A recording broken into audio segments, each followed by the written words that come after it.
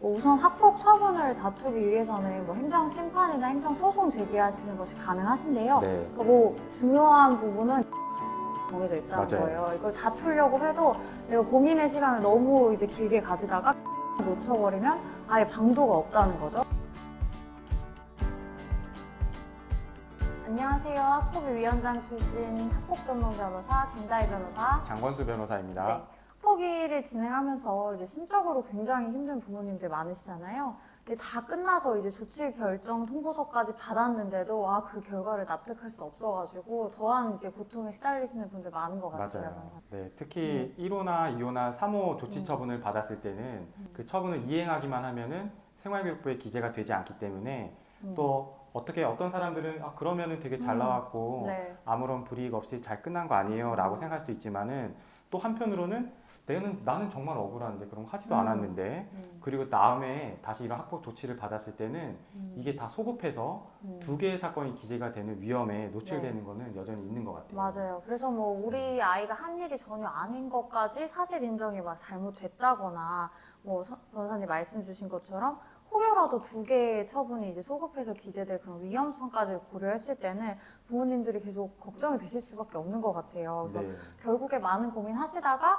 그래 3호의 처분이긴 하지만 그래도 억울하면 안 되니까 맞아요. 불복을 해보자 이렇게 결심하시는 분들도 굉장히 많으시거든요. 네, 맞습니다. 그래서 이제 오늘은 이렇게 학폭 1, 2, 3호 조치 처분을 받아서 이행만 하면은 생활기록부에 기재되지 않는 상황이긴 하지만은 나는 너무 억울한 마음에 이제 행정소송이나 행정심판을 통해서 불복을 해야 되는 건 아닌가 이런 고민하고 있는 분들을 위해서 저희가 한번 체크리스트 형식으로 네. 이런 부분 한번 체크해보고 결정하시면 좋겠다라는 영상을 준비했으니까요. 오늘 영상 한번 끝까지 시청해 보시면은 큰 도움이 되실 수 있을 거라고 생각합니다. 네. 우선 학폭 처분을 다투기 위해서는 뭐 행정 심판이나 행정 소송 제기하시는 것이 가능하신데요. 네. 그러니까 뭐 중요한 부분은 기간이라는 게 정해져 있다는 맞아요. 거예요. 이걸 다투려고 해도 내가 고민의 시간을 너무 이제 길게 가지다가 기간을 놓쳐버리면 아예 방도가 없다는 거죠. 그래서 먼저 기억하셔야 될 부분은 행정소송이나 심판을 제기할 수 있는 기간이 정해져 있다. 이 부분을 좀 기억을 하셔야 될 것 같아요. 네, 맞아요. 그 기한이라는 게 어떻게 되냐면은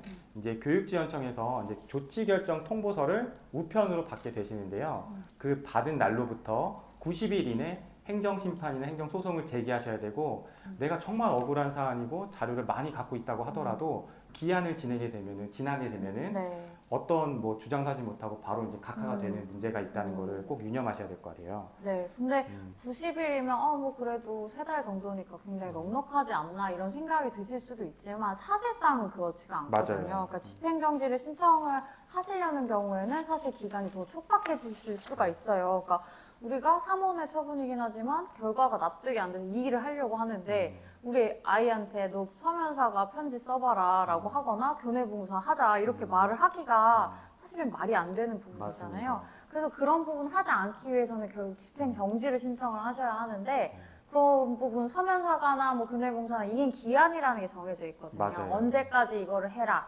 그러면은 그걸 안 하기 위해서는 적어도 그 전에 집행정지 신청을 하고 결정까지를 받아두셔야 되기 때문에 사실 그 기간은 90일이 안 되거든요. 맞아요. 훨씬 촉박하다는 점을 좀 기억해 주셔야 될 것 이게 같아요. 다시 한번 설명을 드리면은 내가 받은 조치 처분을 이행을 해버리면은 정지할 수 있는 사건 자체가 없어서 집행정지를 할 수가 없고요.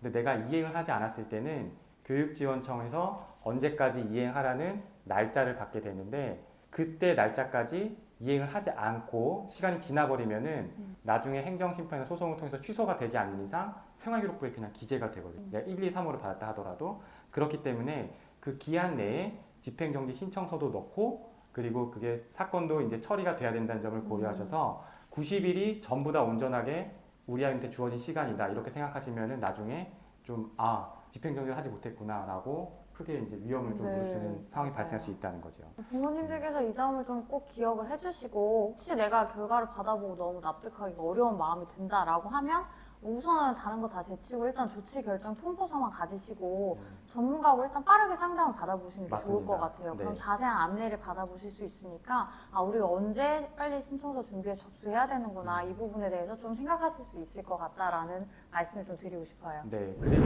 바로 하셔야 되는 조치가 있는데요. 그거는 바로 이제 교육지원청에 정보공개 청구를 하셔서 회의록을 열람 등사 신청하시는 것인데요. 이 회의록에는 우리 아이가 가서 그날 진술했던 내용만 기재되어 있는 게 아니라 상대방 학생도 진술했던 내용이 모두 기재가 되어 있기 때문에 이 사건이 지금 어떤 흐름 속에서 진술이 오고 갔고 어떠한 부분에서 사실 인정을 했고 어떠한 조치 결정을 내리는데 점수 산정을 어떻게 했다는 내용까지 모두 담겨져 있는 거기 때문에 꼭 그 회의록을 바로 정보공개 청구해서 열람 등사 신청하시는 게 필요하다고 말씀드릴 수 있겠습니다. 네. 근데 뭐 주의하셔야 되는 부분은 이런 거 열람해봐야 된다는 정보가 요새 너무 많으니까 대부분 학부모님들이 알고 계시더라고요. 그래서 직접 하시는 분들도 맞아요. 있고. 근데 열람을 하면은 바로 그게 나오는 게 아니거든요. 시간이 필요한데 그거를 하시다가 정작 아까 말씀드린 것처럼 이 집행정지 신청이라는 게 촉각을 다투는 상황인데 너무 급하게 얼마 남지 않은 상황에서 회의록까지 다 들고 저희가 다 이렇게 준비해 왔어요 하시는 분들이 좀 계시거든요. 맞아요. 근데 그때는 이제 너무 늦을 수가 있어요. 그렇기 때문에 뭐 신청을 일단 하신 상황에서 빠르게 하시면 좋으니까요. 하신 상황에서 일단은 조치 결정 통보서 가지시고 이제 먼저는 상담을 받아보시는 거, 그게 더 현명하신 방법이다라는 점을 좀 기억을 해주시면 좋을 것 같아요. 맞습니다. 네, 지금까지 학폭 1, 2, 3호 처분을 받은 사안이지만 내가 불복까지 결심한 분들을 위해서 꼭 확인하고 체크해야 될 부분들을 말씀을 드렸는데요.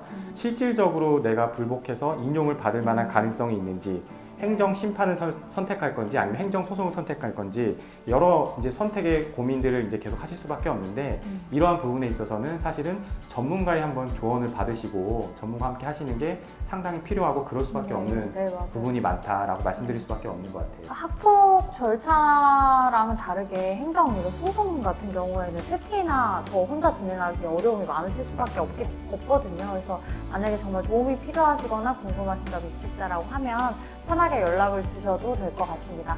오늘 영상은 여기서 마무리할까요, 변호사님? 네. 네, 저희 다음에 또 도움되는 영상으로 찾아뵙도록 하겠습니다. 시청해주셔서 감사합니다.